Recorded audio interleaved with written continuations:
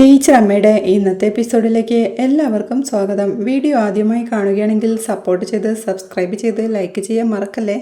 പുറത്തൊരിടത്ത് വെച്ച് സന്തോഷിനെ മീറ്റ് ചെയ്യുന്ന വീണ സന്തോഷ് ഓപ്പൺ ചെയ്യരുതെന്ന് പറഞ്ഞു നൽകിയ ആ ഗിഫ്റ്റ് തുറന്നു നോക്കിയെന്ന് പറയുന്നുണ്ട്. വീണ അത് പൊട്ടിക്കുമെന്ന് തനിക്ക് തോന്നിയിരുന്നെന്ന് സന്തോഷ് പറയേ, പൊട്ടിച്ചത് നന്നായെന്ന് തോന്നിയെന്നും അല്ലെങ്കിൽ ഇക്കാര്യം അറിയാൻ താൻ വൈകിയെന്നെയെന്നും വീണയും. എന്തൊരു എഴുത്താണ് സന്തോഷേട്ടൻ്റെത്. ഞാൻ ഇതുവരെ കാണാത്ത എന്നെ എനിക്ക് കാണിച്ചു തന്നു. നിങ്ങള് എത്ര സൂക്ഷ്മമായി പലതും മനസ്സിലാക്കിയിരിക്കുന്നുവെന്ന് എനിക്ക് വായിച്ചപ്പോഴാ മനസ്സിലായതെന്ന് വീണ പറയേ. സന്തോഷം വീണ എന്ന് സന്തോഷം. പിന്നെ ഞാൻ വേറൊരു തെറ്റുകൂടി ചെയ്തെന്ന് വീണ പറയേ. അതെന്തായെന്ന് സന്തോഷം. ഞാൻ വായിച്ച ആവേശത്തിന് കൃഷ്ണചന്ദ്രൻ സാറിന് ആ മാന്ത്രിക തൂവാല വായിക്കാൻ കൊടുത്തു. എനിക്കറിയാവുന്നതിൽ അത്രയ്ക്ക് വായിക്കുന്ന ഒരാളാ സാറ്, പ്രത്യേകിച്ചും ലോക സാഹിത്യം എന്ന് വീണ പറയുന്നത് കേൾക്കെ സാറ് വായിച്ചിട്ട് മേലാൽ ഇത് ആവർത്തിക്കരുതെന്ന് പറഞ്ഞോ എന്ന് ചിരിയോടെ സന്തോഷം ചോദിക്കുക. ഏയ്, സാറ് പലതവണ വായിച്ചു എന്ന് പറഞ്ഞു. സാറ് പറഞ്ഞത് എല്ലാമൊന്നും എനിക്ക് മനസ്സിലായില്ല. സന്തോഷേട്ടനൊന്ന് സാറിനെ പോയി കാണണം, കേട്ട് സംസാരിക്കണമെന്ന് അവൾ പറയേ. കാണാമെന്ന് സന്തോഷം സമ്മതിക്കുക.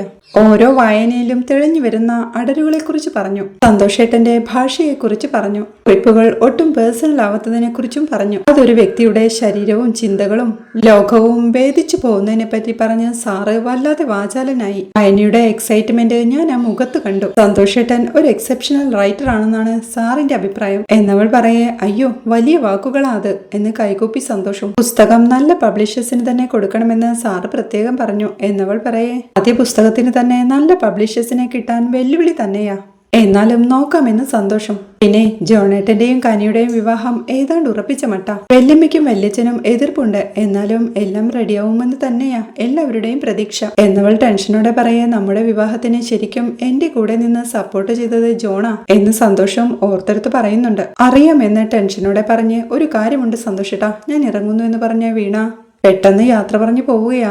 പുറത്തൊരിടത്ത് ചായ കുടിച്ച് നിൽക്കുകയായിരുന്ന മോഹന് വിഷ്ണുവിന്റെ കോൾ വരുന്നുണ്ട്. മോഹൻ കോൾ എടുക്കുമ്പോഴേക്കും ഹലോ, ഞാൻ ചിറയൂർ CI ആണെന്ന് വിഷ്ണുവും. ഹാ, മരുമോനോ എന്ന് മോഹനും ഒരു ചിരിയോടെ ചോദിക്കേ. ഡോ, താൻ കൂടുതൽ വിളയല്ലേ? അന്ന് തനിക്ക് കിട്ടിയതൊന്നും പോരല്ലേ? ദേ, ഞാൻ ഇരിക്കുന്ന പൊസിഷന് ഒരു വിലയുണ്ട്. തന്നെ പോലത്തെ ക്രിമിനൽസിന് കയറി ഞൊട്ടാനുള്ളതല്ല അത്. മേലാൽ ഇനി മരുമകനെന്ന് വിളിച്ചാലുണ്ടല്ലോ, സാറേന്ന് വിളിച്ചോണം കേട്ടോടോ എന്ന് വിഷ്ണു ദേഷ്യത്തോടെ പറയേ. ശരി സാറേ എന്ന് മോഹനും. താൻ ആ കുമാറുമായിട്ട് എന്താ ഏർപ്പാടെന്ന് വിഷ്ണു ചോദിക്കേ. ഏത് കുമാർ സാറേ? താൻ കൂടുതൽ പൊട്ടം കളിക്കലേ. അഡ്വക്കേറ്റ് സുചിത്രയുടെ മാമന് തനിക്കറിയില്ലേ എന്ന് വിഷ്ണു ദേഷ്യത്തോടെ ചോദിക്കേ. ഓർമ്മ കിട്ടണില്ല സാറേ എന്ന് മോഹനും പറയുന്നുണ്ട്. തനിക്കേ ഓർമ്മ വരാനുള്ള വഴിയൊക്കെ എനിക്കറിയാം. തന്റെ പരോൾ എന്ന് തീരുമെന്ന് വിഷ്ണു ചോദിക്കേ. സാറേ, ഈ മാസം 20 സാറേ എന്ന് മോഹൻ പറയേ. തന്റെ പരോൾ ഞാൻ തന്നെ ക്യാൻസൽ ചെയ്യിച്ചോളാം കേട്ടോ എന്ന് വിഷ്ണുവും പറയുന്നുണ്ട്. അയ്യോ സാറേ, ഞാൻ ഒരു തെറ്റും ചെയ്തിട്ടില്ല സാറേ. ഇപ്പോഴേ പരോളിൽ ഇറങ്ങുമ്പോ സാറുമാര് പറഞ്ഞ ഒന്നും ഞാൻ തെറ്റിച്ചിട്ടില്ല എന്ന് മോഹനും താഴ്മയോടെ പറയേ. താനല്ലേ ആ കുമാറിന് വെള്ളം വാങ്ങിച്ചു കൊടുത്ത് അഡ്വക്കേറ്റിന്റെ വീട്ടിൽ പ്രശ്നമുണ്ടാക്കുന്നതെന്ന് വിഷ്ണു ചോദിക്കുക. അല്ല സാറേന്ന് മോഹൻ പറയേ. ദേ, എന്റെ അടുത്ത് ഇനി അഭ്യാസം കാണിക്കരുത് മോഹന. ഞാൻ പറഞ്ഞില്ലെന്ന് വേണ്ട. ദേ, കൂടുതൽ അഭ്യാസം കാണിച്ച് എന്റെ കൈക്ക് പണി ഉണ്ടാക്കരുത്. ആ കുമാറിനെ ഇനി മേലെ കണ്ടേക്കരുതെന്ന് വിഷ്ണു താക്കീത് നൽകേ. ഇല്ല സാറേ, ഞാൻ അയാളെ ഇനി ജീവിതത്തിൽ കാണില്ല സാറേ. സാർ ഇത് റിപ്പോർട്ട് ചെയ്യരുത്. ഈ പരോൾ ഒന്ന് കഴിഞ്ഞോട്ടെ സാറേ പ്ലീസ് എന്ന് മോഹൻ റിക്വസ്റ്റ് ചെയ്യേ. വിഷ്ണു ദേഷ്യത്തോടെ പെട്ടെന്ന് കോൾ കട്ട് ചെയ്യുകയാ. വിഷ്ണു കോൾ കട്ട് ചെയ്ത് കണ്ട മോഹനും തെണ്ടി പന്ന മരുമോൻ എന്ന് പറഞ്ഞ് തന്റെ കയ്യിലുള്ള ചായ ഗ്ലാസ് നിലത്തേക്ക് വലിച്ചെറിയുക. അവിടെ പാർവതിയുടെ ഫ്ളാറ്റിലെത്തിയിരിക്കണ രാമേട്ടൻ ചായ കുടിക്കുന്നതിനിടയിൽ പാർവതി പറയുന്നുണ്ട്. റാംജി, ഇവിടുത്തെ ഓരോ ആത്മീയും വന്ന് എന്തൊക്കെയാ പറയുന്നത്. അത് കേൾക്കാൻ റാംജിയും നമ്മൾ പറയുന്ന പോയിന്റ് കനികയ്ക്ക് മനസ്സിലാവില്ല. കനികയ്ക്ക് മാത്രമല്ല മറ്റുള്ളവർക്കും മനസ്സിലാവില്ല എന്ന് പറയേ. നമ്മൾ നിർബന്ധം പറഞ്ഞാലും എല്ലാവരും കൂടി ആ മാരേജ് നടത്തി കൊടുക്കും അല്ലേ എന്ന് പാർവും ചോദിക്കുക. ശരിയാ, അതാ പോയിന്റ്. നമ്മൾ വെറുതെ നാണം കെടുമെന്ന് റാംജി പറയേ. അപ്പൊ പിന്നെ നമ്മൾ എന്ത് ചെയ്യുമെന്ന് പാർവതിയും. നമുക്ക് കനികയുടെ ആഗ്രഹത്തിന് സപ്പോർട്ട് ചെയ്യാമെന്ന് റാംജി പറയേ. അതാവും നല്ലത്, അല്ലെങ്കിൽ ശരിക്കും നാണം കെടുമെന്ന് പാർവതിയും. നമ്മൾ അങ്ങനെ ഒരു വൈസ്ഫുൾ ഡെസിഷൻ എടുക്കുന്നതാ ഇവിടെ നല്ലത്. ഇനി ഒരു ഫൈറ്റിന് നിൽക്കണ്ട, എല്ലാം ശരിയാവും. അവളുടെ വഴി നോക്കട്ടെ എന്ന് റാംജി തന്റെ തീരുമാനം അറിയിക്കേ. അത്രയുള്ളൂ. പിന്നെ നമ്മളാണ് കല്യാണം നടത്തുന്നത് മട്ടിൽ കാര്യങ്ങൾ നമുക്ക് ലീഡ് ചെയ്യാം എന്ന് പാർവതി പറയേ. അതെ, നമുക്ക് നിന്ന് തന്നെ മാരേജ് നടത്തി കൊടുക്കാം. എല്ലാവരുടെ ദേഷ്യവും ഒന്ന് കുറയുമല്ലോ എന്ന് റാംജിയും. അതെ, അപ്പൊ നമുക്ക് അങ്ങനെ തന്നെ തീരുമാനിക്കാം. നമ്മൾ നിന്ന് വിവാഹം നടത്തി കൊടുക്കുന്നു എന്ന് പാർവതിയും അതിനെ സപ്പോർട്ട് ചെയ്യേ. ഓക്കെ ഫൈൻ എന്ന് റാംജിയും. അവിടെ കനി മാധവത്തിന്റെ മുറ്റത്ത് നിന്ന് തന്റെ ബുള്ളറ്റ് കഴുകിക്കൊണ്ടിരിക്കുമ്പോഴാണ് അഡ്വക്കേറ്റ് സുചി അങ്ങോട്ട് വരുന്നത്. അവളെ കാണാൻ സന്തോഷത്തോടെ വക്കീലേ എന്ന് വിളിച്ച് എടി വീണേ വക്കീല് വന്നു എന്ന് അകത്തോട്ട് വിളിച്ച് പറയുന്നുണ്ട് കനി. ഇത് കുറച്ച് ചെരുപ്പ് തേയും വക്കീലെ, ആകെ മൊത്തം ഒരു സ്ലോ മോഷൻ പരിപാടിയാ എന്ന് സുജിയോടായി പറഞ്ഞ് വക്കീലിനെയും അകത്തോട്ട് വിളിച്ച് വീണ എന്ന് വിളിച്ച് കയറിപ്പോവുകയാ കനി. അവർ ലിവിംഗ് റൂമിൽ എത്തുമ്പോഴേക്കും ടീച്ചറമ്മയും വീണയും അങ്ങോട്ടെത്തുന്നുണ്ട്. ടീച്ചറമ്മ അവളെ സ്വീകരിച്ചിരുത്തിക്കൊണ്ട് വിചിത്രയുടെ കൗൺസിലിംഗ് ഒക്കെ എങ്ങനെ പോകുന്നു എന്ന് ചോദിക്കേ. കുഴപ്പമില്ല, പോകുന്നുണ്ടെന്ന് സുജിയും. അവിടെ തന്നെ നോക്കിയാൽ മതി, റീഹാബിലിറ്റേഷനും ജോലി പരിശീലനവും ഒക്കെയുണ്ട്, നല്ല ആത്മവിശ്വാസം കിട്ടും അവൾക്ക്, അതാണ് വിചിത്രയ്ക്ക് വേണ്ടത് എന്ന് ടീച്ചറമ്മ പറയുന്നത് കേൾക്കെ അതെ എന്ന് സുജിയും സമ്മതിക്കുക. അനിയത്തിയുടെ വിചിത്ര എന്ന പേര് കേട്ടപ്പോഴേ എനിക്കൊരു സംശയം തോന്നിയതാ.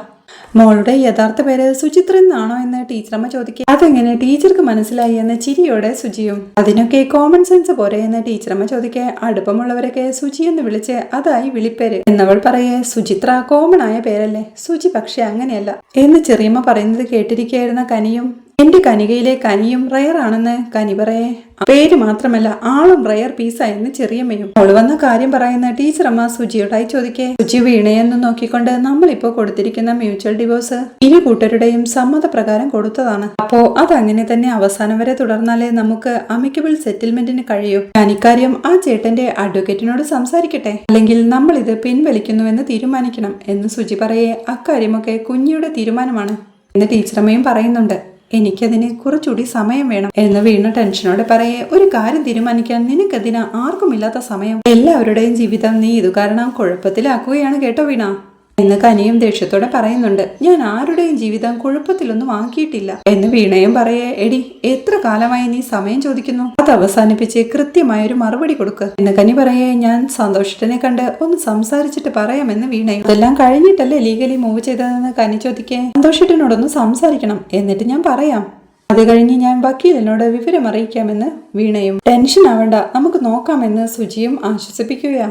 ഇത് കുറെ നോക്കുമെന്ന് ദേഷ്യത്തോടെ കനിയും. ടീച്ചറമ്മ സുജിയോടായി മോളെ മാമന്റെ ശല്യം ഇപ്പോ ഉണ്ടോ എന്ന് ചോദിക്കുക. ഇപ്പം പ്രശ്നമില്ല ടീച്ചറെ എന്ന് സുജിയും. പറയാൻ പറ്റില്ല, കാര്യങ്ങളൊക്കെ ആവുമ്പോ ഇനിയും വരും എന്ന് ടീച്ചറമ്മ പറയുമ്പോഴേക്കും എന്നാ ഞാൻ ഇറങ്ങട്ടെ എന്ന് പറഞ്ഞ് സുജി എണീക്കാൻ നേരം മോളിരിക്കെ, ഞാൻ കുടിക്കാൻ എന്തെങ്കിലും എടുക്കാമെന്ന് ടീച്ചറമ്മയും. ഇപ്പൊ ഒന്നും വേണ്ട ടീച്ചറെ, ഞാൻ ഇറങ്ങാം, പോയിട്ട് വരാമെന്ന് പറഞ്ഞ് അവൾ യാത്ര പറഞ്ഞിറങ്ങുകയാണ്. അവിടെ മഹേഷിന്റെ വീട്ടിൽ ഡൈനിങ് ടേബിളിൽ ഇരുന്ന് പഠിച്ചുകൊണ്ടിരിക്കുക റിതു. മഹേഷും അടുത്തു തന്നെ ഇരുന്ന് തന്റെ ബേക്കറിയിലെ കണക്കുകളെല്ലാം കൂട്ടി നോക്കിക്കൊണ്ടിരിക്കുക. മഹേഷ് കൈവിരലിൽ കണക്ക് കൂട്ടി ആലോചനയോടെ ഇരിക്കുന്നത് കാണെ റിതു ചിരിയോടെ നോക്കിയിരിക്കുന്നത് കണ്ട് എന്താടാ ഒരു ചിരി, നിന്റെ പുസ്തകത്തിൽ നിറയെ കോമഡിയാണോ എന്ന് മഹേഷ് ചോദിക്കുക. അപ്പോഴേക്കും രേണുവും അങ്ങോട്ട് വന്നിരിക്കുക. പുസ്തകത്തിലൊന്നുമല്ല, ദേ എന്റെ മുന്നിൽ തന്നെ കോമഡിയല്ലേ അച്ഛാ എന്ന് ഋതുവും. സ്വന്തം അച്ഛനെ തന്നെ ട്രോളിക്കോ എന്ന് മഹേഷ് പറയേ. ചില കാര്യങ്ങളിലെ അച്ഛൻ ഇപ്പോഴും പഴയ സെഞ്ചുറി തന്നെ എത്തുന്നതേയുള്ളൂ. അതാ പ്രശ്നം, കയ്യും കാലും വെച്ച് കൂട്ടുന്നത് കണ്ടാ പിന്നെ ചിരിക്കൂലേ. അച്ഛന്റെ ഫോണിൽ തന്നെ ഇല്ലോ കാൽക്കുലേറ്റർ, ഇത്ര കഷ്ടപ്പെടണോ എന്ന് അവൻ ചോദിക്കേ. പഴയ മെത്തേഡുകൾ നമ്മൾ ചിലപ്പോൾ ഓർക്കുന്നത് നല്ലതായെന്ന് മഹേഷും. അച്ഛന്റെ തോട്ട്സിൽ ശരിക്കും മാറ്റം വരാനുണ്ട്. എന്റെ പ്രൊജക്ട് കാരണം അച്ഛന് കുറച്ചെങ്കിലും ഐ ഓപ്പണിംഗ് ഉണ്ടായെങ്കിൽ നന്നായി. ഉണ്ടായോ അച്ഛ എന്ന് ഋതു ചോദിക്കേ. ഋതു, നീ നിന്റെ അച്ഛനെ ചോദ്യം ചെയ്യാനൊന്നും വളർന്നിട്ടില്ല എന്ന് മഹേഷും. ഞാൻ അച്ഛനെ ചോദ്യം ചെയ്തതൊന്നുമല്ല, അച്ഛന്റെ അടുത്ത് കാര്യങ്ങൾ ചോദിച്ചതാ. അച്ഛൻ ഉത്തരം മുട്ടുമ്പോഴേ എണീറ്റ് കുളിക്കാൻ പോകരുതേ എന്ന് ഋതു ഓർമ്മിപ്പിക്കേ. ഇഷ്ടപ്പെടാൻ കഴിയാതെ മഹേഷും അയ്യോ എന്തൊരു ചൂടാ രേണു, ഈ ഫാനിന്റെ സ്പീഡൊന്ന് കൂട്ടിക്കേ എന്ന് പറഞ്ഞ് കൈകൊണ്ട് വീശിക്കൊണ്ടിരിക്കേ.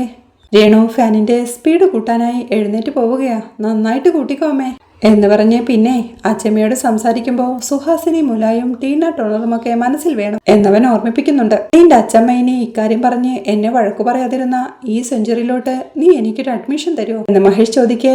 അങ്ങനെയാണെങ്കിൽ കൺസിഡർ ചെയ്യാവുന്നതാണെന്ന് ഋതു. പിന്നീട് മാധവത്തിൽ ബെഡ്റൂമിൽ കിടക്കുകയായിരുന്ന കൃഷ്ണചന്ദ്രൻ സാർ സരസ്വതി എന്ന് നീട്ടി വിളിക്കുകയാ. 2-3 തവണ വിളിച്ചിട്ടും മറുപടിയൊന്നുമില്ലാഞ്ഞ് സാർ തനിയെ വാക്കറിൽ പിടിച്ച് നടന്നുകൊണ്ട് സരസ്വതി എന്ന് വിളിച്ച് തളത്തിലൂടെ നടക്കുന്നതിനിടയിൽ വീഴാൻ പോകുന്ന സാറിനെ അങ്ങോട്ടെത്തിയ സരസ്വതി താങ്ങി പിടിക്കുക. അയ്യോ സാറെന്ന് വിളിച്ച് പരിഭ്രമത്തോടെയും ടെൻഷനോടെയും ടീച്ചറമ്മ സാറിനെ താങ്ങി പിടിച്ചു നിർത്തുമ്പോഴാണ് ഒരു കൈയടിയുടെ ശബ്ദം കേൾക്കുന്നത്. അവർ അമ്പരപ്പോടെ ശബ്ദം കേട്ട ഭാഗത്തേക്ക് നോക്കുമ്പോൾ കാണുന്നത് സന്തോഷത്തോടെ ചിരിച്ചുകൊണ്ട് കൈയടിച്ച് അങ്ങോട്ട് നടന്നു വരുന്ന ലച്ചുവിനെയാണ്. ലച്ചു എന്ന് അമ്പരപ്പോടെ സരസു വിളിക്കേ.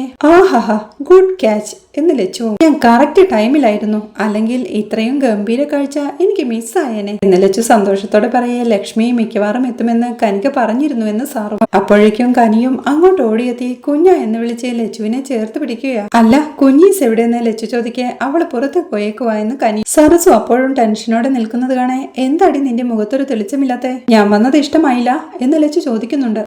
സാറ് വീഴാനഞ്ഞപ്പോ നെഞ്ച് പിടച്ചു പോയി, ആ വിറയിൽ എപ്പോഴും പോയില്ല അതാ എന്ന് പരിഭ്രമത്തോടെ ചിരിയോടെ ടീച്ചറമ്മയും പറയുക.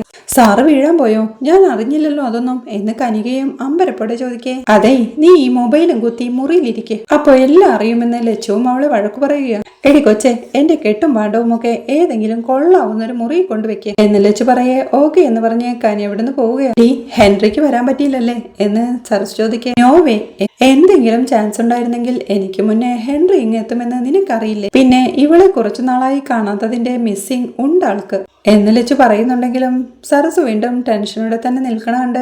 നീ എന്താടി എന്തോ കണ്ട പെരുച്ചാഴിയെ പോലെ? നിന്റെ വിറയിൽ ഇനിയും മാറിയില്ലേ എന്ന് ലച്ചുവും ചോദിക്കുക. നീ സംസാരിക്കുവല്ലേ, അത് കഴിഞ്ഞ് പറയാമെന്ന് സരസുവും. എടി, നീ തിരി ആദ്യത്തെ മര്യാദയൊക്കെ എന്നോട് കാണിച്ചേ കൊച്ചേ. എനിക്കൊരു ബ്ലാക്ക് ടീ താടി, ദേ നോ ഷുഗറേ എന്ന് ലച്ചു പറയേ. സാറിന് ചായ എടുക്കട്ടെ എന്ന് സരസു സാറിനോടായി ചോദിക്കുക. എടുക്കാമെന്ന് സാർ പറയേ. ടീച്ചറും അകത്തേക്ക് കയറി പോവുകയാ. പിന്നീട് ലിവിംഗ് റൂമിലിരുന്ന് ചായ കുടിച്ചുകൊണ്ടിരിക്കുക. ലച്ചുവും സാറുമെല്ലാം പ്ലാസ്റ്റർ റിമൂവ് ചെയ്യാറായോ സാറെന്ന് ലച്ചു ചോദിക്കുക. അതൊക്കെ സരസ്വതിക്ക് അറിയോ അല്ല എന്ന് സാറ് ചോദിക്കുമ്പോഴേക്കും ശിവരാമേട്ടനും റജിയും അങ്ങോട്ടെത്തുകയാ. ലച്ചുവിനെ കണ്ട അമ്പരപ്പോടെ അമേരിക്കക്കാരി എത്തിയോ എന്ന് ശിവരാമേട്ടൻ ചോദിക്കേ. ഏട്ടാ എന്ന് വിളിച്ച് സന്തോഷത്തോടെ ലച്ചുവും ഓടിച്ചെന്ന് ശിവരാമേട്ടനെ ചേർത്ത് പിടിക്കുക. ആവശ്യം വരുമ്പോ നമ്മൾ അങ്ങ് പറക്കില്ലേ ഏട്ടാ എന്ന് ലച്ചു ചോദിക്കേ. പിന്നല്ലാതെ.